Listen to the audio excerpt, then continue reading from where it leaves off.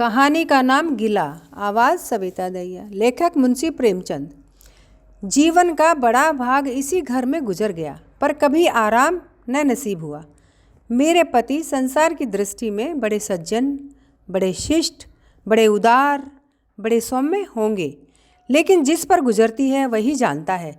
संसार को तो उन लोगों की प्रशंसा करने में आनंद आता है जो अपने घर को भाड़ में झोंक रहे हों, गैरों के पीछे अपना सर्वनाश किए डालते हों। जो प्राणी घर वालों के लिए मरता है उसकी प्रशंसा संसार वाले नहीं करते। वह तो उनकी दृष्टि में स्वार्थी है, कृपण है, संकीर्ण हृदय है, आचार भ्रष्ट है। इसी तरह जो लोग बाहर वालों के लिए मरते हैं उनकी प्रशंसा घर वाले क्यों करने लगे। अब इन्हीं को देखो, सारे दिन मुझे जलाया करते हैं।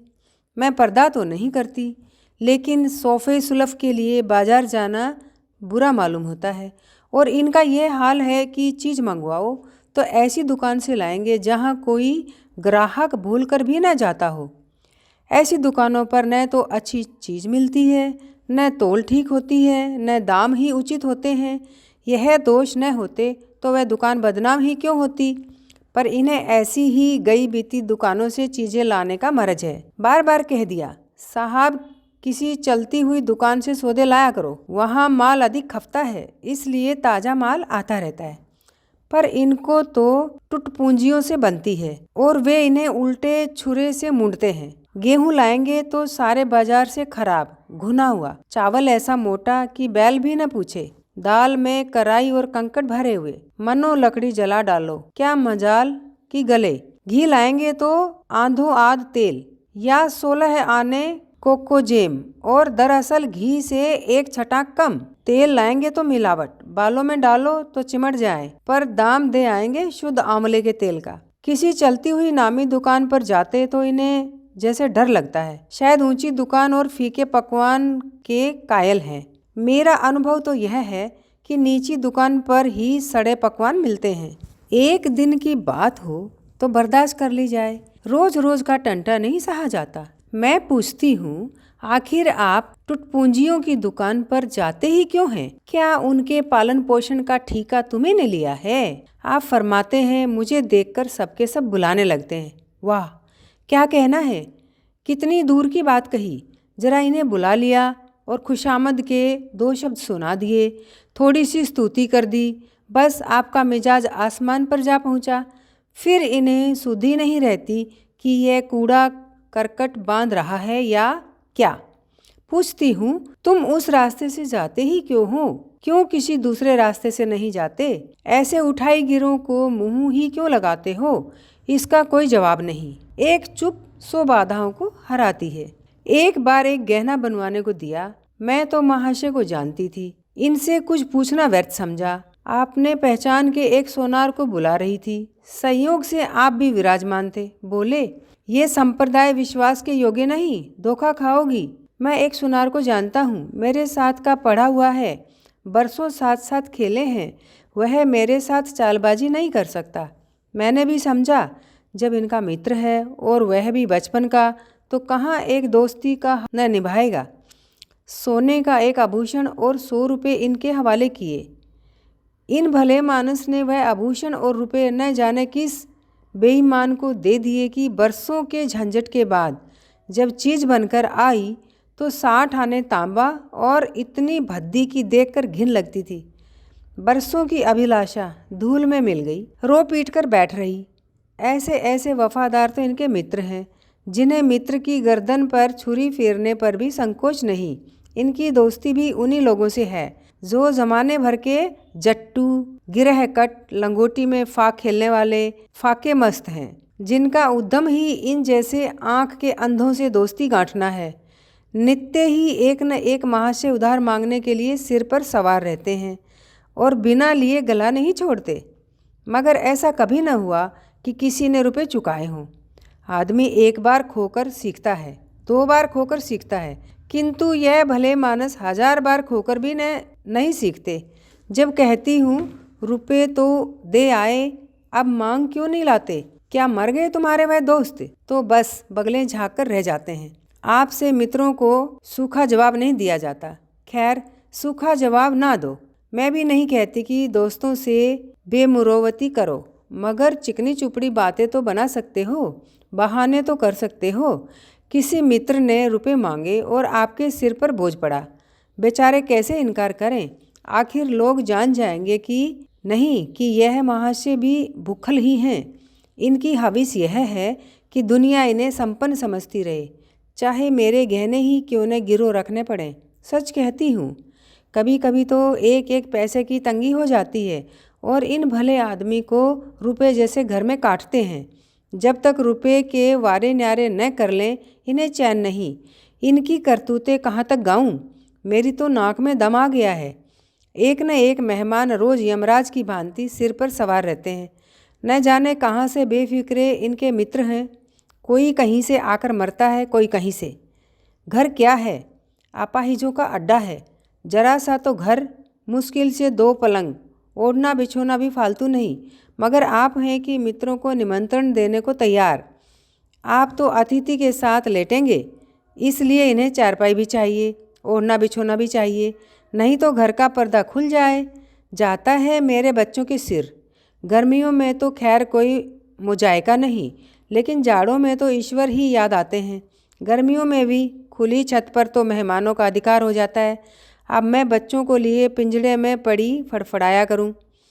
इन्हें इतनी समझ भी नहीं कि जब घर की यह दशा है तो क्यों ऐसों को मेहमान बनाए जिनके पास कपड़े लत्ते तक नहीं। ईश्वर की दया से इनके सभी मित्र इसी श्रेणी के हैं। एक भी ऐसा माइका लाल नहीं जो समय पड़ने पर धेले से भी इनकी मदद कर सके। 2-1 बार महाशय को इसका अनुभव, अत्यंत कटु अनुभव हो चुका है, मगर इस जड़ भरत ने जैसे आंखें न खोलने की कसम खा ली है। ऐसे ही दरिद्र भट्टाचार्यों से इनकी पटती है। शहर में इतने लक्ष्मी के पुत्र हैं, पर आपका किसी से परिचय नहीं। उनके पास जाते इनकी आत्मा दुखती है। दोस्ती गांठेंगे ऐसों से जिनके घर में खाने का ठिकाना नहीं। एक बार हमारा कहार छोड़कर चला गया और कई दिन कोई दूसरा कहार न मिला। किसी चतुर और कुशल कहार की तलाश में थी, किंतु आपको जल्द से जल्द कोई आदमी रख लेने की धुन सवार हो गई। घर के सारे काम पूर्ववत चल रहे थे, पर आपको मालूम हो रहा था कि गाड़ी रुकी हुई है। मेरा जूठे बर्तन मांजना और अपना साग भाजी के लिए बाजार जाना इनके लिए असहाय हो उठा। एक दिन जाने कहाँ से एक बांगड़ू को पकड़ लाए। उसकी सूरत कहे देती थी कि कोई जांगलू है, मगर आपने उसका ऐसा बखान किया कि क्या कहूँ। बड़ा होशियार है, बड़ा आज्ञाकारी, परले सिरे का मेहनती, गजब का सलीकेदार और बहुत ही ईमानदार। खैर, मैंने उसे रख लिया। मैं बार बार क्यों इनकी बातों में आ जाती हूँ, इसका मुझे स्वयं आश्चर्य है। यह आदमी केवल रूप से आदमी था, आदमियत के और कोई लक्षण उसमें न थे। किसी काम की तमीज़ नहीं, बेईमान न था, पर गधा अव्वल दर्जे का। बेईमान होता तो कम से कम इतनी तस्कीन तो होती कि खुद खा जाता है, अभागा दुकानदारों के हाथों लुट जाता था। 10 तक की गिनती उसे न आती थी। 1 रुपया देकर बाजार भेजूं तो संध्या तक हिसाब न समझा सके। क्रोध पी पी कर रह जाती थी। रक्त खोलने लगता था कि दुष्ट के कान उखाड़ लूं। मगर इन महाशय को उसे कभी कुछ कहते नहीं देखा। डांटना तो दूर की बात है। आप नहा धोकर धोती छांट रहे हैं और वह दूर बैठा तमाशा देख रहा है। मैं तो बच्चा का खून पी जाती, लेकिन इन्हें जरा भी गम नहीं। जब मेरे डांटने पर धोती छांटने जाता भी तो आप उसे समीप न आने देते, बस उसके दोषों को गुण बनाकर दिखाया करते थे और इस प्रयास में सफल न होते तो दोषों पर पर्दा डाल देते थे। मूर्ख को झाड़ू लगाने की तमीज़ न थी। मर्दाना कमरा ही तो सारे घर में ढंग का एक कमरा है, उसमें झाड़ू लगाता तो इधर की चीज़ उधर, ऊपर की नीचे, मानो कमरे में भूकंप आ गया हो। और गर्द का यह हाल कि सांस लेना कठिन, पर आप शांतिपूर्वक कमरे में बैठे हैं जैसे कोई बात ही नहीं। एक दिन मैंने उसे खूब डांटा, कल से ठीक ठीक झाड़ू न लगाई तो कान पकड़कर निकाल दूंगी। सवेरे सोकर उठी तो देखती हूँ कमरे में झाड़ू लगी हुई है और हर एक चीज़ करीने से रखी हुई है, गर्द गुबार का नाम नहीं। मैं चकित होकर देखने लगी तो आप हंसकर बोले, देखती क्या हो, आज घूरे ने बड़े सवेरे उठकर झाड़ू लगाई है। मैंने समझा दिया, तुम ढंग तो बताती नहीं, उल्टे डांटने लगती हो। मैंने समझा, खैर दुष्ट ने कम से कम एक काम तो सलीके से किया। अब रोज़ कमरा साफ सुथरा मिलता। घूरे मेरी दृष्टि में विश्वासी बनने लगा। संयोग की बात, एक दिन मैं जरा मामूल से सवेरे उठ बैठी और कमरे में आई तो क्या देखती हूँ कि घूरे द्वार पर खड़ा है और आप तन मन से कमरे में झाड़ू लगा रहे हैं। मेरी आंखों में खून उतर आया। उनके हाथ से झाड़ू छीनकर घूरे के सिर जमा दी। हरामखोर को उसी दम निकाल बाहर किया। आप फरमाने लगे, उसका महीना तो चुका दो। वहारी समझ, एक तो काम न करे, उस पर आंखें दिखाए, उस पर पूरी मजूरी भी चुका दूं। मैंने एक कोड़ी भी न दी। एक कुर्ता दिया था वह भी छीन लिया। इस पर जड़ भरत महाशय मुझसे कई दिन रूठे रहे। घर छोड़कर भागे जाते थे। बड़ी मुश्किलों से रुके।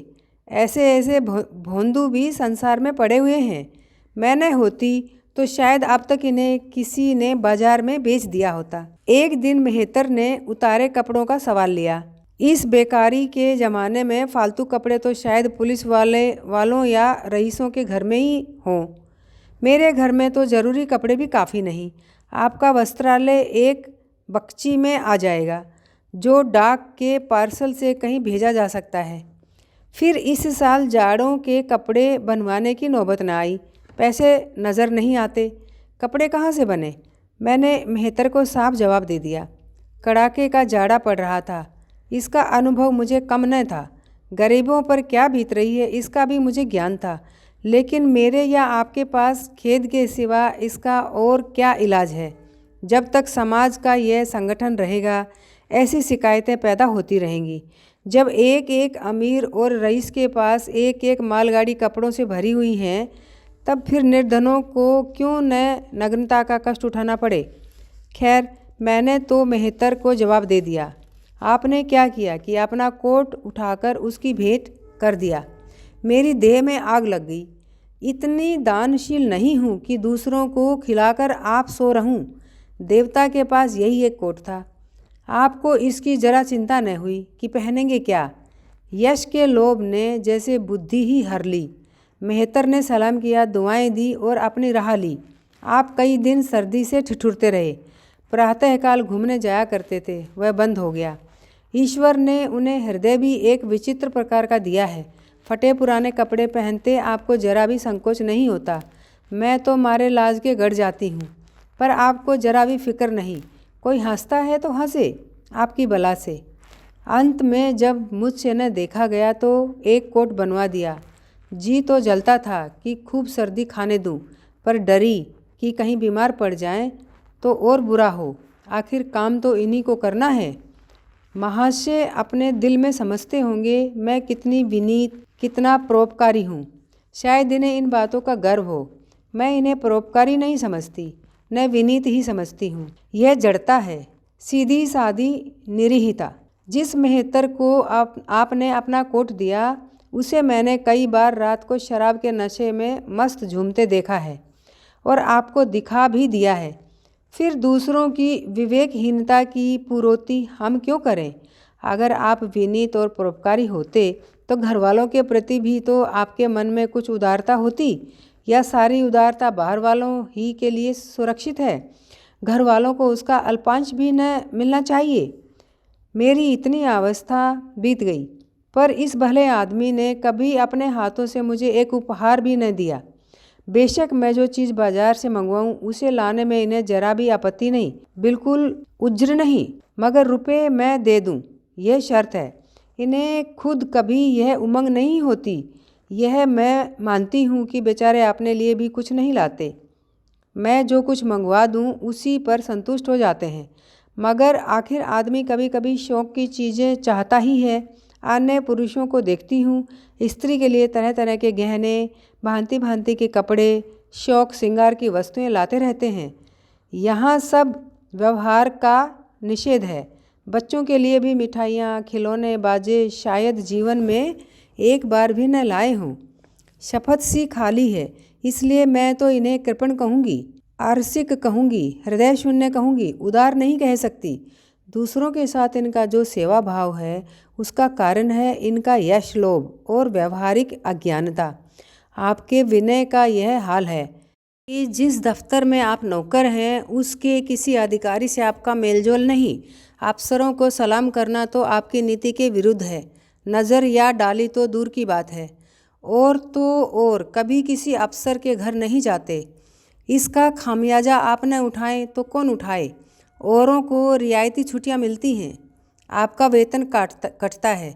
औरों की तरक्कियां होती हैं, आपको कोई पूछता भी नहीं। हाजिरी में 5 मिनट की देर हो जाए तो जवाब पूछा जाता है। बेचारे जी तोड़कर काम करते हैं, कोई बड़ा कठिन काम आ जाता है तो इन्हीं के सिर मढ़ा जाता है।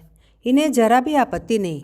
दफ्तर में इन्हें घिसू पीसू आदि उपाधियां मिली हुई हैं, मगर पड़ाव कितना ही कड़ा मारे इनके भाग्य में वही सूखी घास लिखी है। यह विनय नहीं है, स्वाधीन मनोवृत्ति भी नहीं है। मैं तो इसे समय चातुरी का अभाव कहती हूँ, व्यवहारिक ज्ञान की क्षति कहती हूँ। आखिर कोई अफसर आपसे क्यों प्रसन्न हो?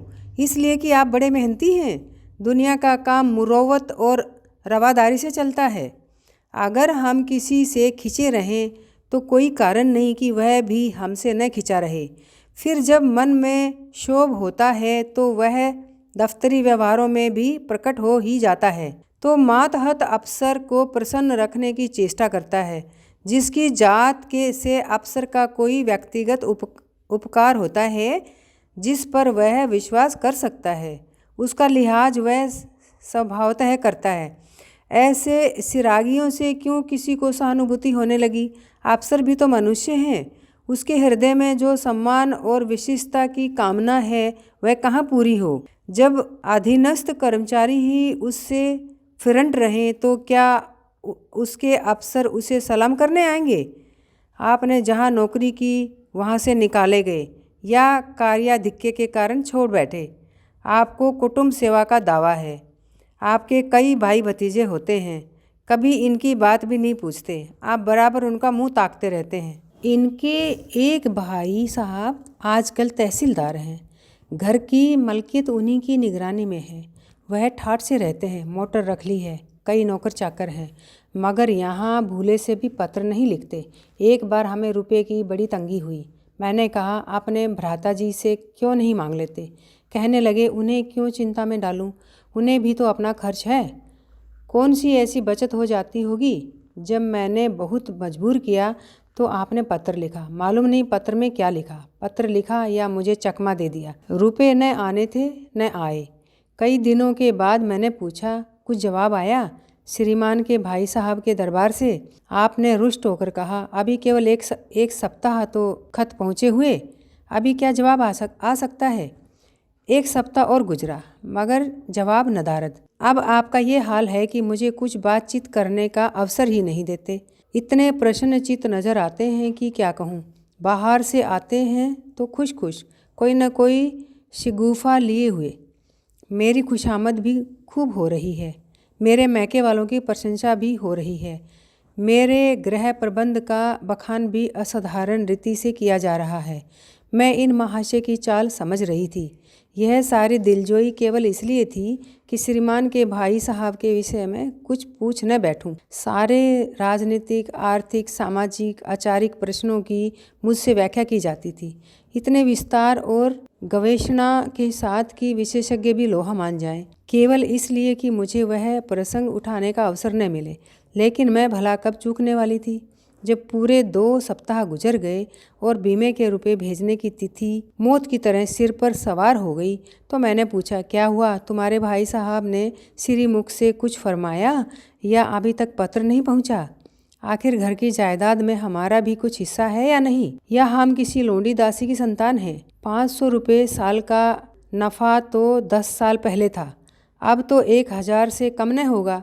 पर हमें कभी एक कानी कौड़ी भी नहीं मिली। मोटे हिसाब से हमें 2000 मिलना चाहिए। 2000 न हो, 1000 हो, 500 हो, 250 हो, कुछ न हो तो बीमा के प्रीमियम भर के तो हों।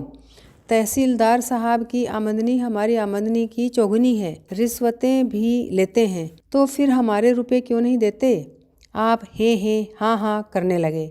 कहने लगे वह बेचारे घर की मरम्मत करवाते हैं, बंधु बांधुओं का स्वागत सत्कार करते हैं, नातेदारियों में भेंट भाट भेजते हैं, और कहाँ से लावें जो हमारे पास भेजें।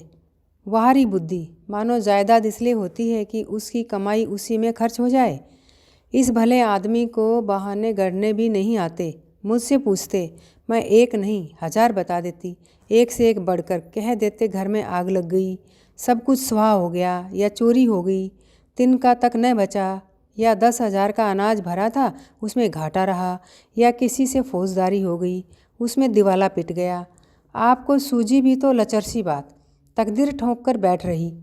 पड़ोस की एक महिला से रुपए कर्ज लिए तब जाकर काम चला।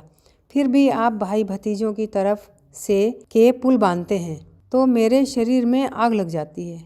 ऐसे कौरवों से ईश्वर बचाए। ईश्वर की दया से आपके 2 बच्चे हैं, 2 बच्चियां भी हैं। ईश्वर की दया कहूँ या कोप कहूँ, सबके सब इतने उद्यमी हो गए हैं कि खुदा की पनाह।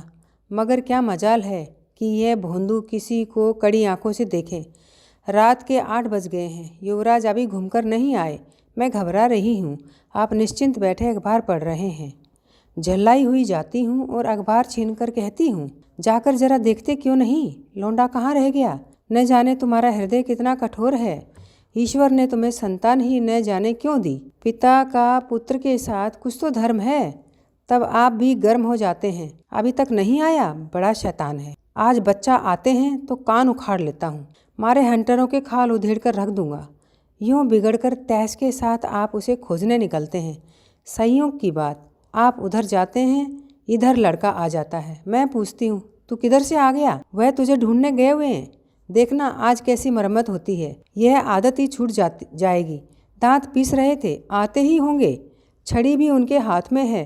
तुम इतने अपने मन के हो गए हो कि बात नहीं सुनते। आज आटे दाल का भाव मालूम होगा। लड़का सहम जाता है और लैंप जलाकर पढ़ने बैठ जाता है। महाशय जी 2-2.5 घंटे के बाद लौटते हैं, हैरान, परेशान और बदहवास। घर में पाँव रखते ही पूछते हैं, आया कि नहीं। मैं उनका क्रोध उत्तेजित करने के विचार से कहती हूँ, आकर बैठा तो है, जाकर पूछते क्यों नहीं। पूछकर हार गई, कहाँ गया था, कुछ बोलता ही नहीं। आप गरज कर कहते हैं, मन्नू यहाँ आओ। लड़का थर थर काँपता हुआ आकर आंगन में खड़ा हो जाता है। दोनों बच्चियाँ घर में छिप जाती हैं कि कोई बड़ा भयंकर कांड होने वाला है। छोटा बच्चा खिड़की से चूहे की तरह झांक रहा है। आप क्रोध से बौखलाए हुए हैं, हाथ में छड़ी है ही। मैं भी वह क्रोधोन्मत्त आकृति देखकर पछताने लगती हूँ कि कहाँ से इनसे शिकायत की। आप लड़के के पास जाते हैं, मगर छड़ी जमाने के बदले आहिस्ता से उसके कंधे पर हाथ रख कर बनावटी क्रोध से कहते हैं, तुम कहाँ गए थे जी, मना किया था, मानते नहीं हो। खबरदार, जो अब कभी इतनी देर होगी। आदमी शाम को अपने घर चला आता है या मटर गश्ती करता है। मैं समझ रही हूँ कि यह भूमिका है। विषय अब आएगा। भूमिका तो बुरी नहीं, लेकिन यहाँ तो भूमिका पर इति हो जाती है। बस आपका क्रोध शांत हो गया, बिल्कुल जैसे क्वार की घटा। घेर घार हुआ, काले बादल आए, गड़गड़ाहट हुई और गिरी क्या 4 बूंदें। लड़का अपने कमरे में चला जाता है और शायद खुशी से नाचने लगता है। मैं पराभूत होकर कहती हूँ, तुम तो जैसे डर गए। भला 2-4 तमाचे तो लगाए होते, इसी तरह तो लड़के शेर हो जाते हैं। आप फरमाते हैं, तुमने सुना नहीं मैंने कितने जोर से डांटा।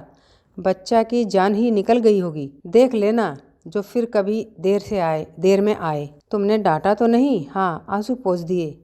तुमने मेरी डांट नहीं सुनी। क्या कहना है आपकी डांट का, लोगों के कान बहरे हो गए। लाओ तुम्हारा गला सहला दूं। आपने एक नया सिद्धांत निकाला है कि दंड देने से लड़के खराब हो जाते हैं। आपके विचार से लड़कों को आज़ाद रहना चाहिए। उन पर किसी तरह का बंधन, शासन या दबाव न होना चाहिए। आपके मत से शासन बालकों के मानसिक विकास में बाधक होता है। इसी का ये फल है कि लड़के बेनकेल के ऊँट बने हुए हैं। कोई 1 मिनट भी किताब खोलकर नहीं बैठते। कभी गुल्ली डंडा, कभी गोलियाँ, कभी कनकोवे। श्रीमान भी लड़कों के साथ खेलते हैं। 40 साल की उम्र और लड़कपन इतना। मेरे पिताजी के सामने मजाल थी कि कोई लड़का कनकोवा उड़ा ले या गुल्ली डंडा खेल सके, खून पी जाते। प्रातःकाल से लड़कों को लेकर बैठ जाते थे। स्कूल से ज्यों ही लड़के आते फिर ले बैठते थे। बस संध्या समय आध घंटे की छुट्टी देते थे। रात को फिर जोत देते। यह नहीं कि आप तो अखबार पढ़ा करें और लड़के गली गली भटकते फिरें। कभी कभी आप सींग कटाकर बछड़े बन जाते हैं। लड़कों के साथ ताश खेलने बैठा करते हैं। ऐसे बाप का भला लड़कों पर क्या रोब हो सकता है। पिताजी के सामने मेरे भाई सीधे ताक नहीं सकते थे। उनकी आवाज़ सुनते ही तहलका मच जाता था। उन्होंने घर में कदम रखा और शांति का साम्राज्य हुआ। उनके सम्मुख जाते लड़कों के प्राण सूखते थे। उसी शासन की ये बरकत है कि सभी लड़के अच्छे अच्छे पदों पर पहुंच गए। हाँ, स्वास्थ्य किसी का अच्छा नहीं है तो पिताजी ही का स्वास्थ्य कौन सा बड़ा अच्छा था। बेचारे हमेशा किसी न किसी औषधि का सेवन करते रहते थे। और क्या कहूँ, एक दिन तो हद ही हो गई। श्रीमान जी लड़कों को कनकोवा उड़ाने की शिक्षा दे रहे थे। यूँ घुमाओ, यूँ गोता दो, यूँ खींचो, यूँ ढील दो, ऐसा तन मन से सिखा रहे थे मानो गुरु मंत्र दे रहे हों। उस दिन मैंने इनकी ऐसी खबर ली कि याद करते होंगे, तुम कौन होते हो मेरे बच्चों को बिगाड़ने वाले। तुम्हें घर से कोई मतलब नहीं है, न हो, लेकिन आप मेरे बच्चों को खराब न कीजिए, बुरी बुरी आदतें न सिखाइए। आप उन्हें सुधार नहीं सकते तो कम से कम बिगाड़िए मत। लगे बगले झांकने। मैं चाहती हूँ एक बार यह भी गर्म पड़े तो अपना चंडी रूप दिखाऊं, पर यह इतना जल्द दब जाते हैं कि मैं हार जाती हूँ। पिताजी किसी लड़के को मेले तमाशे न ले जाते थे। लड़का सिर पटक कर मर जाए मगर जरा भी न पसीजते थे।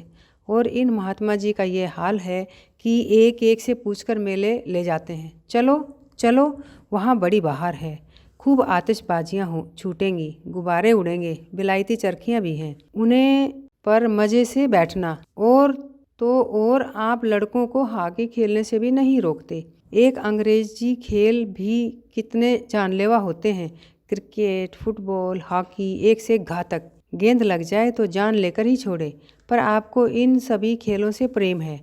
कोई लड़का मैच में जीतकर आ जाता है तो ऐसे फूल उठते हैं मानो किला जीतकर आया हो। आपको इसकी जरा भी परवाह नहीं कि चोट चपेट भी में आ गई तो क्या होगा, हाथ पांव टूट गए तो बेचारे की ज़िंदगी कैसे पार लगेगी। पिछले साल कन्या का विवाह था। आपको जिद थी कि दहेज के नाम कानी कोड़ी भी न देंगे, चाहे कन्या आजीवन कुंवारी बैठी रहे। यहाँ भी आपका आदर्शवाद आग कूदा। समाज के नेताओं का छल प्रपंच आए दिन देखते रहते हैं, फिर भी आपकी आंखें नहीं खुलती। जब तक समाज की यह व्यवस्था कायम है और युवती कन्या का अविवाहित रहना निंदास्पद है, तब तक यह प्रथा मिटने की नहीं। 2-4 ऐसे व्यक्ति भले ही निकल आवें जो दहेज के लिए हाथ न फैलावें, लेकिन इसका परिस्थिति पर कोई असर नहीं पड़ता और कुप्रथा ज्यों की त्यों बनी हुई है। पैसों की तो कमी नहीं, दहेज की बुराइयों पर लेक्चर दे सकते हैं, लेकिन मिलते हुए दहेज को छोड़ देने वाला मैंने आज तक न देखा। जब लड़कों की तरह लड़कियों की शिक्षा और जीविका की सुविधाएं निकल आएंगी तो ये प्रथा भी विदा हो जाएगी। उसके पहले संभव नहीं। मैंने जहाँ जहाँ संदेशा भेजा, दहेज का प्रश्न उठ खड़ा हुआ और आपने प्रत्येक अवसर पर टांग अड़ाई। जब इस तरह पूरा साल गुजर गया और कन्या को 17वां लग गया तो मैंने एक जगह बात पक्की कर ली। आपने भी स्वीकार कर लिया, क्योंकि वर पक्ष ने लेन देन का प्रश्न उठाया ही नहीं। हालांकि अंतःकरण में उन लोगों को पूरा विश्वास था कि अच्छी रकम मिलेगी और मैंने भी तय कर लिया था कि यथाशक्ति कोई बात उठा न रखूँगी। विवाह के सकुशल होने में कोई संदेह न था, लेकिन महाशय के आगे मेरी एक न चली। यह प्रथा निंद है, यह रस्म निरर्थक है। यहाँ रुपए की क्या ज़रूरत, यहाँ गीतों का क्या काम। नाक में दम था। यह क्यों, वह क्यों, यह तो साफ दहेज है। तुमने मेरे मुंह में कालिख लगा दी, मेरी आबरू मिटा दी। जरा सोचिए, इस परिस्थिति को कि बारात द्वार पर खड़ी हुई है और यहाँ बात बात पर शास्त्रार्थ हो रहा है। विवाह का मुहूर्त आधी रात के बाद था। प्रथानुसार मैंने व्रत रखा, किंतु आपकी टेक थी कि व्रत की कोई ज़रूरत नहीं। जब लड़के के माता पिता व्रत नहीं रखते, जब लड़का तक व्रत नहीं रखता, तो कन्या पक्ष वाले ही व्रत क्यों रखें। मैं और सारा खानदान मना करता रहा, लेकिन आपने नाश्ता किया, भोजन किया। खैर, कन्यादान का मुहूर्त आया। आप सदैव से इस प्रथा के विरोधी हैं। आप इसे निषिद्ध समझते हैं। कन्या क्या दान की वस्तु है? दान रुपए पैसे जगह ज़मीन का हो सकता है, पशुदान भी होता है, लेकिन लड़की का दान, यह लचर सी बात है। कितना समझाती हूँ, पुरानी प्रथा है, वेद काल से होती चली आई है, शास्त्रों में इसकी व्यवस्था है, संबंधी समझा रहे हैं, पंडित समझा रहे हैं, पर आप हैं कि कान पर जूं नहीं रेंगती। हाथ जोड़ती हूँ, पैरों पड़ती हूँ, गिड़गिड़ाती हूँ, लेकिन आप मंडप के नीचे न गए। और मज़ा यह है कि आपने ही तो यह अनर्थ किया और आप ही मुझसे रूठ गए। विवाह के पश्चात महीनों बोलचाल न रही, झक मारकर मुझी को मानना पड़ा। किंतु सबसे बड़ी विडंबना यह है कि इन सारे दुर्गुणों के होते हुए भी मैं इनसे एक दिन भी पृथक नहीं रह सकती, एक क्षण का वियोग नहीं सह सकती। इन सारे दोषों पर भी मुझे इनसे प्रगाढ़ प्रेम है। इनमें ये कौन सा गुण है जिस पर मैं मुग्ध हूँ, मैं खुद नहीं जानती, पर इनमें कोई बात ऐसी है जो मुझे इनकी चेरी बनाए हुए है।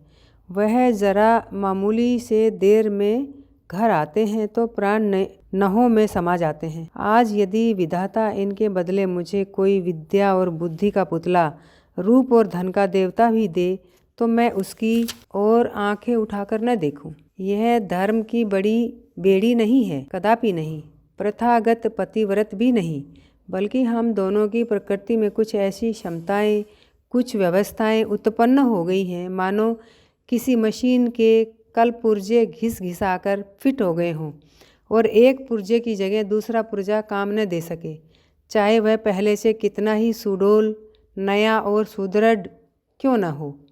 जाने हुए रास्ते से हम निशंक आंखें बंद किए चले जाते हैं। उसके ऊंच नीच, मोड़ और घुमाव सब हमारी आंखों में समाये हुए हैं। अनजान रास्ते पर चलना कितना कष्टप्रद होगा। शायद आज मैं इनके दोषों को गुणों में बदलने पर भी तैयार न होंगी।